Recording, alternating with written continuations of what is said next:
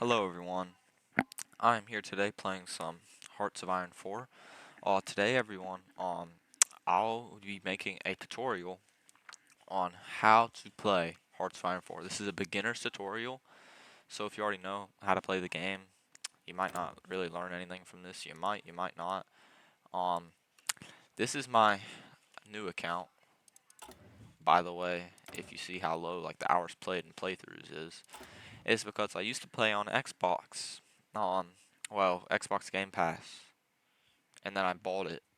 But then I realized and I saw something that the game is being taken away from Microsoft Store. So I bought it on Steam. And now here I am. So today guys, I'm just giving a basic tutorial on show you guys how to do some things you might not know how to do. And it's just a good tutorial if you've never played the game before. So first off, I'm going to do new game. We're going to start in 1936. Most of the time you do want to start in 1936. I don't know why you would pick 1939.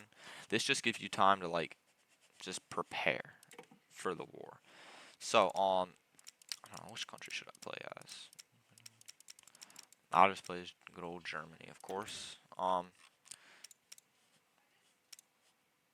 So we're gonna go into this match here, guys. And I'll just give you guys a basic rundown of how to do everything.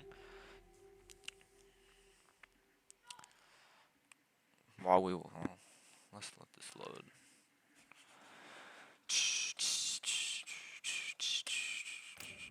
All right, there we go. So, as you can see, it's a lot of stuff you can do in this game. You know, you got the huge map, it's full map, real strategy game. As you can see, the map is what the map would look like in World War II, I guess. I guess France used to own all this. I knew Britain or United Kingdom owned a lot, and so they own all that. They got like puppets, and a lot of other stuff. So yeah. So we are Germany here. Um, so to play the game, one thing you guys really want to know is, or the first thing we're going over is national focus. So national focus up here, this is like kind of like a tech tree in a way, but not. This is not the tech tree. It's kind of like it. So when you first start out, you got this stuff over here. This will help your economy a lot. That helps your defense, and that kind of stuff. But what we're going to be looking at here, when you start as any country, you might want to pick like one of those, like the important ones. See, these are important. You can only pick one or the other. So, and this is stuff that's going to really guide your country. So, as Germany here, I can pick Rhineland and follow the historic path. And this is kind of like how your country goes. So see, if I choose to research this or start that, it takes 70 days. So 70 days from now, whatever time that is, that demilitarizes Rhineland and has all these effects. And so once I get that, it'll give me these options. Or it depends. Like this one requires 500k manpower in divisions in the field and 40,000 infantry equipment in the army. So some of them require some stuff, but they usually give good bonuses. Like this one, it gives me all Austria. It just adds Austria to me, to my country. So it's very beneficial. And this one, the Sudetenland. I'm not gonna try to say that again. I don't know if I'm pronouncing that right, but this one, when I demand it, it requires requirements, but sometimes they'll sometimes they'll give me that land and it might add even more land to me. And so it, there's a lot of stuff that you can do with this, and it's really nice. And if you were to go down this path, oppose Hitler, you would. I'm not going to read all that because that's a heck whole lot, but all you need to see up there at the top in the red letters, well, under effect, the fascist supporters will start a civil war. So that means you automatically get into a civil war against.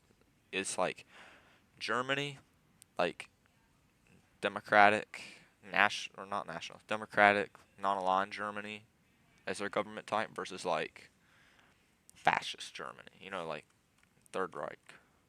So that's what that is. Eventually, you can go down lots of interesting stuff. Like I've never seen this before. Assassinate Mussolini. That's actually quite interesting. Um, very very interesting. I see. There's lots of stuff, and they all have an effect, and you just got to go down like this tree, like Return of the Kaiser. World tension increased by 5%.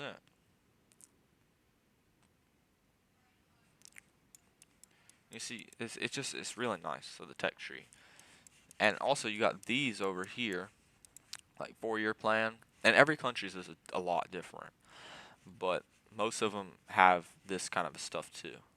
They each got their unique stuff, like this whole zone, and then you got this area over here, which most countries have, which is adding lots of civilian factories, and we'll go over what civilian factories are too, and military factories. So next, guys, we're going over. Let me just start one of those so that gets off my screen. Let's go over military factories. So military factories in the game. That's how you. Well, we're also going over like naval, whatever dockyards in this as well as military factories. They're pretty much the same thing, but one's for boats, one's for ground stuff. So basically, this is how many factories are producing stuff. So if we got one factory producing car 98Ks, right? Standard Germany rifle for the army. We're only producing 5 a day. If I make one more factory produce it, we're making 10. And you guys see where I'm going at? And it gives a bigger boost the more you do. So if I got full factories, I'm producing 80 a day. And this can go up. This is the max production efficiency. So, I'll go over this real quick.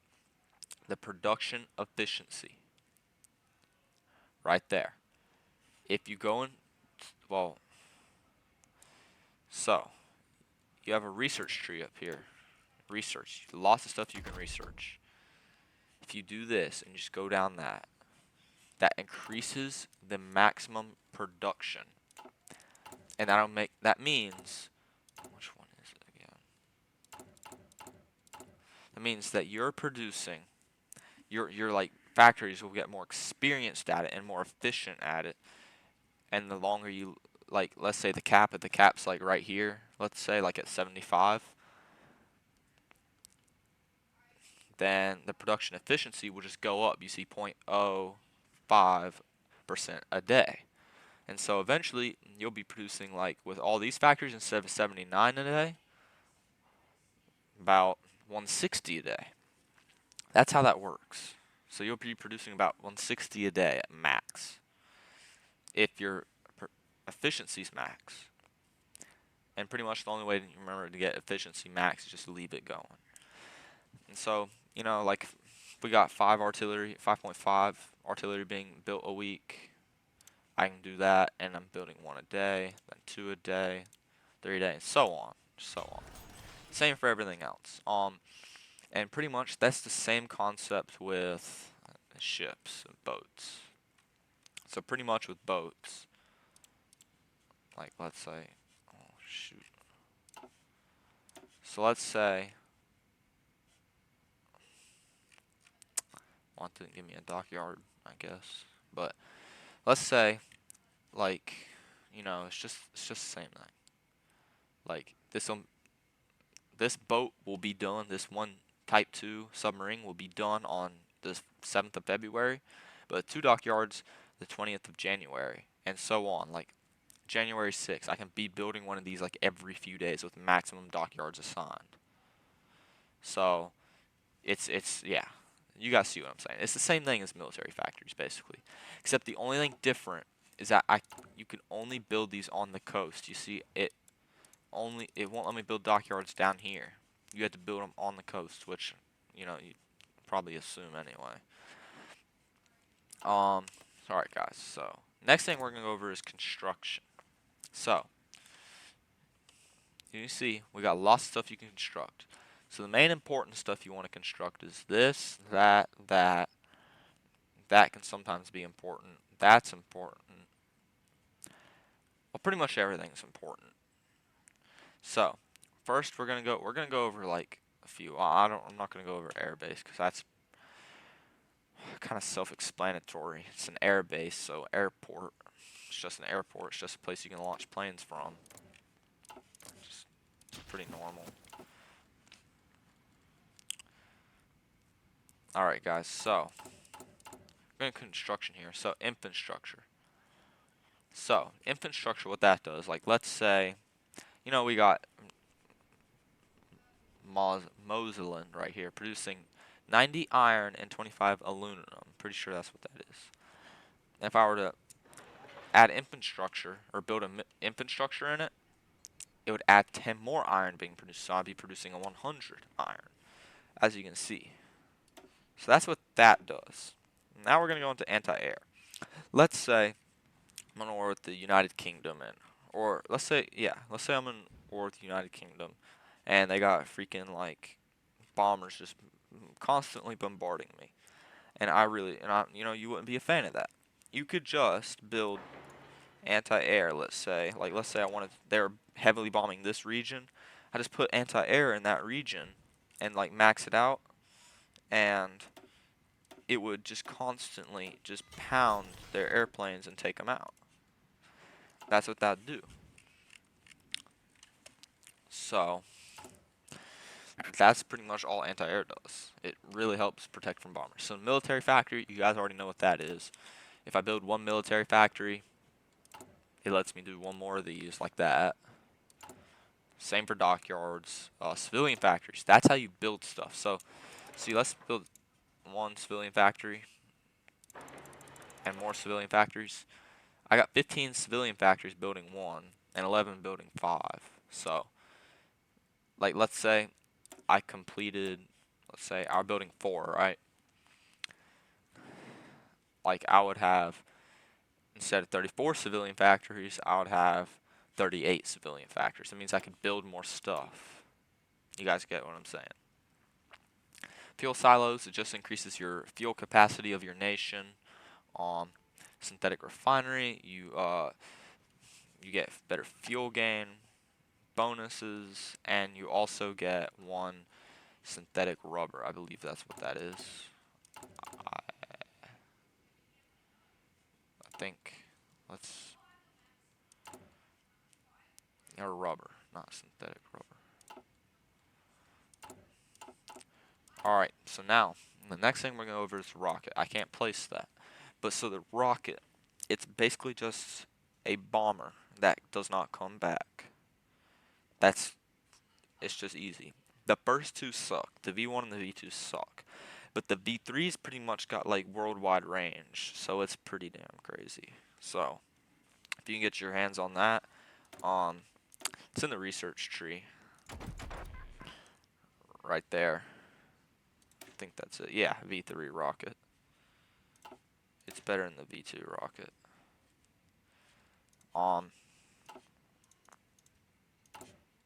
Yeah. Next, we got nuclear reactor. So that basically just builds uranium for you so you can nuke people. And so nuking in the game, I'll just go over that real quick. It really cripples a nation. Like, let's say I were at war with France. Or no, let's say I was at war with, let's say, Japan. I gotta have, like, air superiority over Japan. And also, when I, like, nuke Tokyo, let's say, it kills, like, a lot of civilians and just hurts civilians. So, and I'm not sure if it adds any more percentage to, like, their surrender, capitulation. I'm not sure if it adds any more percentage to that. Conversion, you could just convert military factories to civilian factories or civilian factory to military factory. Pretty simple. Supply hub, it's where supplies can be taken. Like, it has to be on a railroad. So if I were to build this, it had to be on a railroad where your units can get supplies so they stay supplied. Railroad, that's just so you can build those on them. Naval base, that's just a place where you can spawn boats at, like here. Like, I can't spawn a boat in, like, this city when there's no naval base there. You know what I'm saying? You gotta have, like, a port to build those in. Land forts. Reduces, like, the amount of damage your troopers take in like defensive combat. Like you see France right here, they got like all those level 10 forts, the whatever line that is. Um, so it's pretty like easy to like defend if you have like a ton of forts. So it just makes it easier on you defending your country.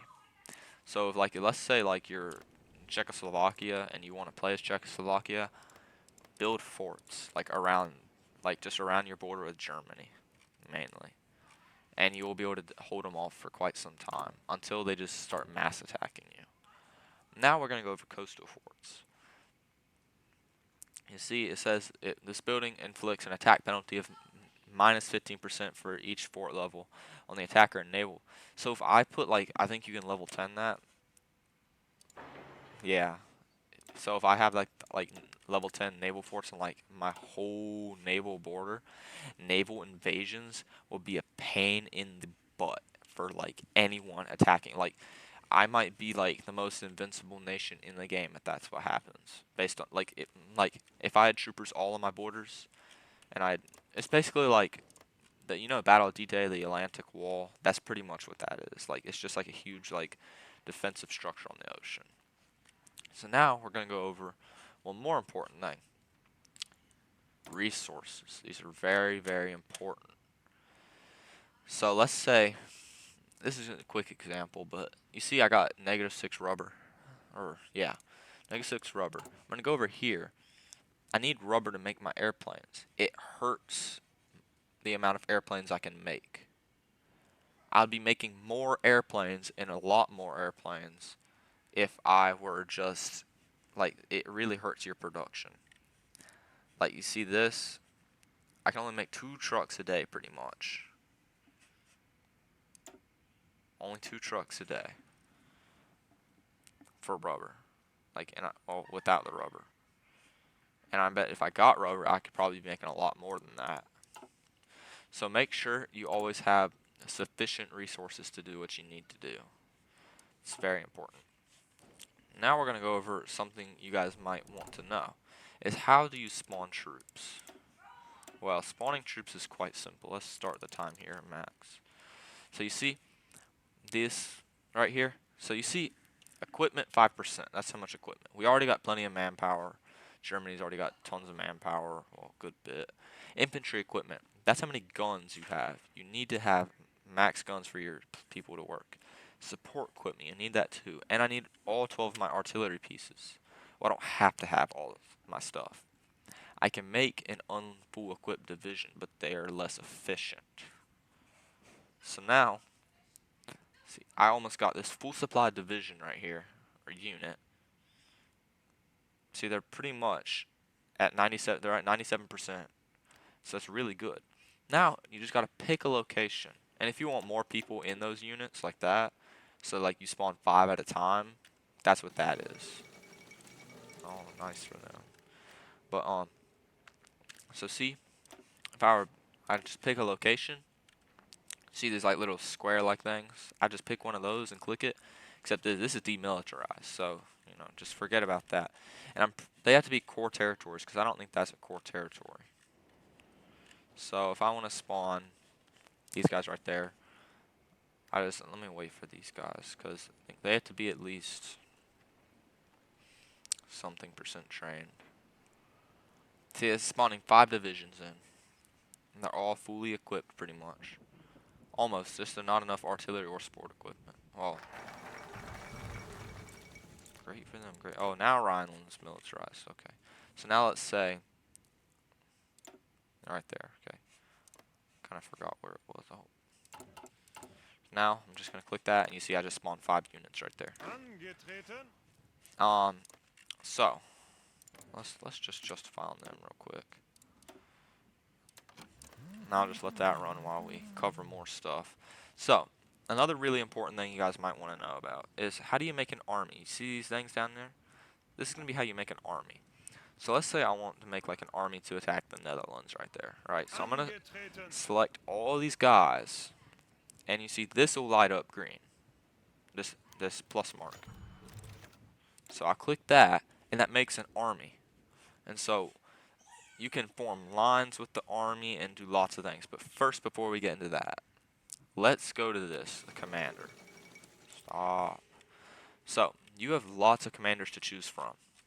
You can even promote commanders, like, not that, but like, let's say I could promote that guy if he starts to do good.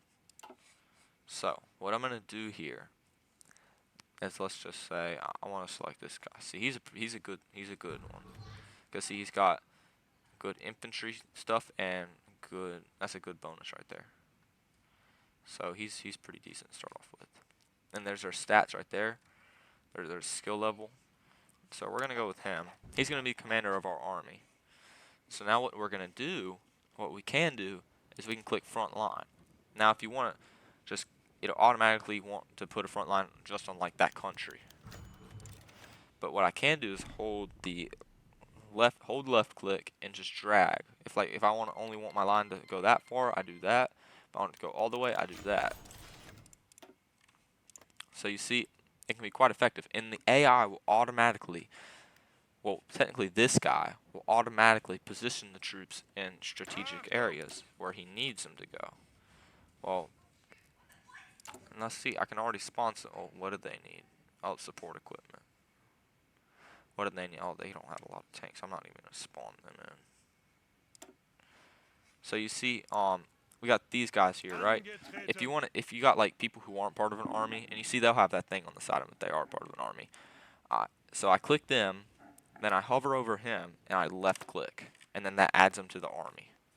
And then this guy, he'll position them along the line. And if you got, okay, now, next important part about this is doing like attacks. Like let's say, how many days till that?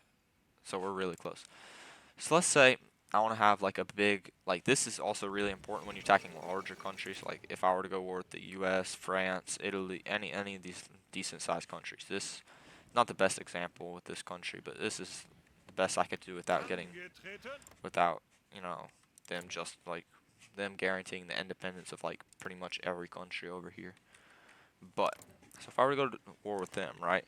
You don't want just like you don't want to have to like just micromanage each one of your troops. You know what I'm saying? No, just don't. Just do this. Look, see?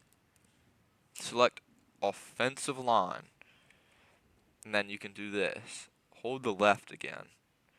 And then you just drag it across the territories you want. You see, that's the offensive line. So when I click this, when I'm in a war and I click that, he will command the soldiers to attack all the way up to that point. I need to get more soldiers.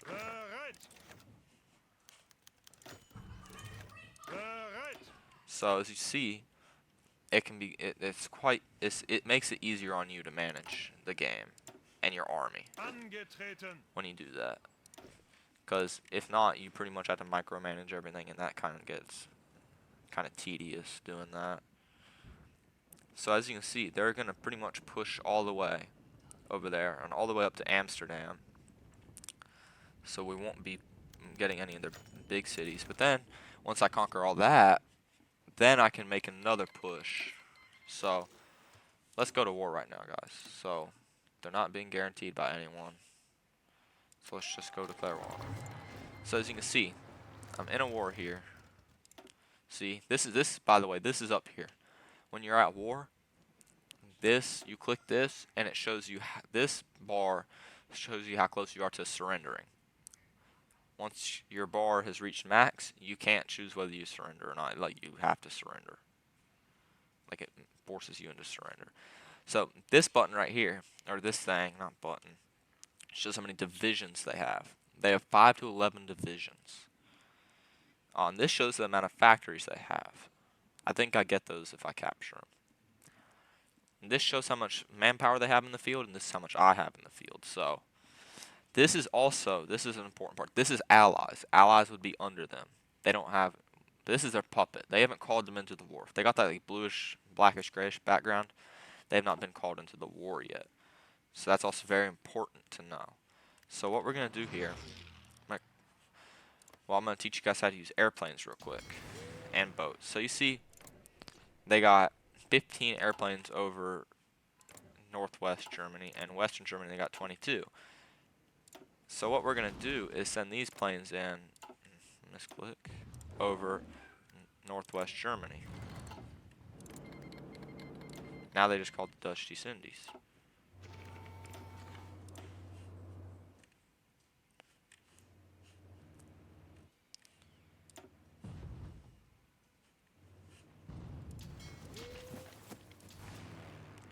So now the airplanes should be there. I don't know where they are. Oh wait, I forgot to do that. My bad, guys. So what you want to do is you gotta select this up here. I'm used to the thing being down there.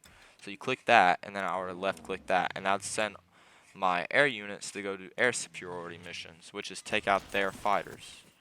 And so now, why do I keep misclicking? So now you see it's 120 fighters versus 16 fighters in the sky over there. All right, everyone. So we're disrupting a lot of their planes. You see, so it's quite effective over there. Not that we're shooting anyone down, but we got two BF-109, so high tech compared to this mess, whatever that is, and then we got a ton of HE-51s, so not very high tech. All right, and so we haven't shot anyone down yet on their side. Not very surprising because they don't have a lot. And now what we want to do is we're gonna send this fleet. I'll teach you guys how to use fleets patrol. They'll be misclick again. We're gonna select them on patrol and make them patrol that water. Not sure if they're now these guys are gonna go patrol that water. So let's see if we can get into a naval battle before we send this. Oh, now see they sent their 10 submarines to go take out my convoys. So we may also want to send this fleet out there to patrol these waters, not those. So now we're pretty much covered. I didn't mean to do that, so that's not right. But you see, we got a good thing going here. We got lots of water coverage right now, and so we're pretty much. If I imagine if they had a fleet, we'd take it out. I don't think they're gonna send their ships out though. So let's go ahead and do this. So you see, actually, let's check up on this real quick. Okay. All right, guys. So what we're gonna do here is we are going to click this and see this. He'll have a check mark if he recommends the attack, and like I think it's an X or something. You guys will know if it doesn't recommend the attack. And if there's 3 yellow dots, that means it's kind of an average attack. So now let's resume, and you see now. Let me slow this down a bit so you guys can see we're battling now. So you see, you got troops marching in. You see, you get bonuses. So like we have the attacking from multiple directions bonus. This guy has the intel advantage bonus. Not that that's going to help him much. But you see, oh gosh, why is there no division there? Get that real quick. I need that to be taken because it says there's no divisions on that. And so you can see our units are pushing up and into the Netherlands.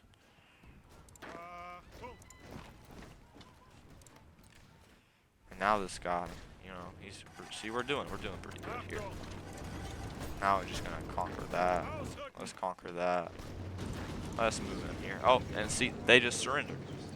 So, this is gonna be another thing I want to show you guys is on how to take land. So, once you won the war, they'll automatically surrender. So what I'll do is I'll select these pieces of land with this, the take state. So take state means you're taking their land. And so also I can go take their allies' land, the Dutch East Indies, very rich territory. If you guys like playing as Germany, these guys got lots of resources. It's a pretty nice early take in the game. So let's just make sure I got all of them. Yep. Just make sure I got. Oh nope. Where's that? Oh, they had those. Okay, so I basically got access to the Americas now. So now also another really cool thing you can do in this game that you can't do in any other game, or I don't at least most other strategy games, is you can take ships from the enemy fleet, which is pretty cool. So now once you're done with the war, see that's showing how much it was going to change the world tension. You can liberate or puppet. Puppet will turn it into like a puppet government, its own country that you control. But now we're just gonna submit demands. Now we're gonna confirm an exit. I don't want their boats. They're trash boats. Buy them, but if you're low on a navy, take the boats. So now, see, we annexed them, and now they're a part of Nazi Germany. So now, this guy, he's gotten an upgrade. We can do this, infantry division attack goes up, or this, entrenchment and recon goes up. But I'm going to get infantry, so I like playing with infantry. Now he can get this, which helps his infantry again. So this guy is, where is he on the list? Is he on the list? I don't think he is. Well, see, he's becoming a good commander now since he's leveling up. Your commanders will level up and get better. So now, one last thing I want to go over with you guys is no, not that. That's part of the DLC. I'm going over this like as if like you guys don't have any DLC. So shout out to you, Caden Cool 10, with no DLCs and rage quitting the game and saying that Rise of Nations Roblox strategy game is better than this. It's not, by the way. So one thing you guys might want to know is that see this these are like stats like or bonuses and unbonuses that it can give you. So some of them do bad things. Like let's go see if UK has any bad ones. Well, they got a ton of them. Yeah, see, this one is like something about like World War One. Recruitable population factor goes down 30%, so they get less manpower.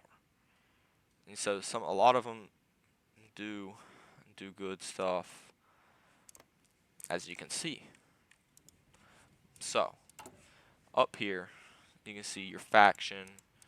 If I don't want the Axis, I can probably just dismantle that. And this is also very important. This shows the percent of your government like parties. So then you see 60% of the government is fascist, 20% communist, 20% democratic. Those numbers can go up and down. If like let's say I'm a fascist government, with Hitler here, and then this shoots up to 50% automatically, a civil war could break out. Other countries, like let's say I go to France here, I can, at least it used to be able to,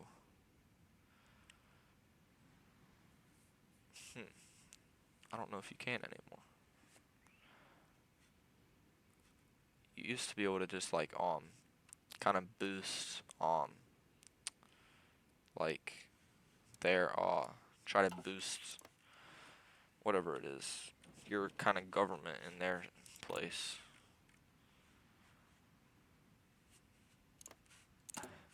Alright, so another thing I want to show you guys is if you do, like if you're playing as Germany and you do want to become communist for some reason, you can do this and that increases your communism support by 0.1.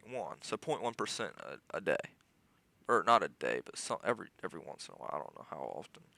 And you can see these give all sorts of other bonuses. Like if I were to get, let's say, Joseph Goebbels. War support 10%, and daily fascism support 0.1%. So you keep getting support for your current government. Heinrich, whatever that is, Himmler. Non-core manpower, damage to garrisons, whatever that other middle one is.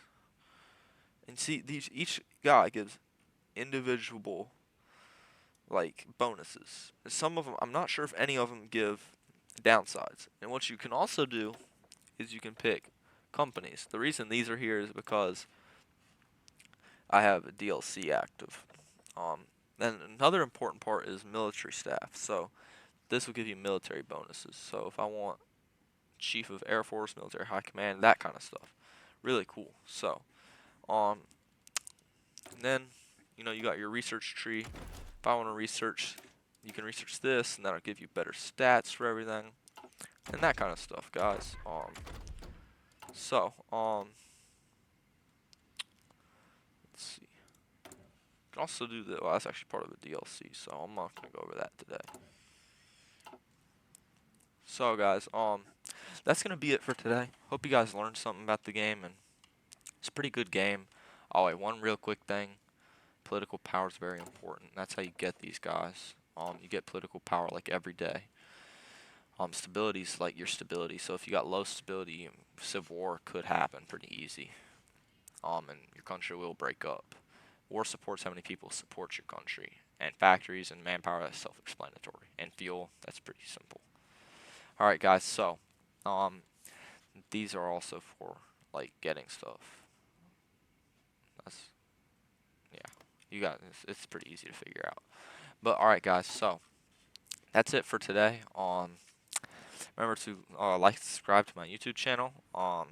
Make sure to check out on my buddy Caden Cool's friend Caden Cool 10's channel. That's pretty mid. But you know, I will have more videos of me playing this game if you guys want some more. It's a pretty fun game. Um, so if you like the video, leave a comment and make sure to like and subscribe, guys. Have a nice day and bye bye.